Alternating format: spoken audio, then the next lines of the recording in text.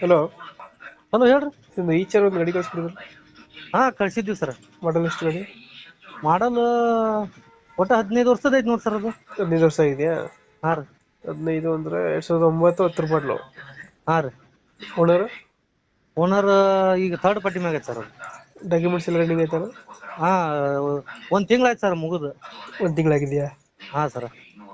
ಅದನ್ನ ಮಾಡಿಸ್ಕೊಡ್ತೀರಾ, ಹೆಂಗೆ ಕೊಡ್ತೀರಣ್ಣ? ಅವು ಹೆಂಗಂತಾರೆ ಹೆಂಗ್ ಮಾಡಿಸ್ಕೊಡ್ತೀವಿ ಅನ್ನೋ ಹಂಗ ಹೋಯ್ತಾರ ಹಂಗ ಹೋಯ್ತು.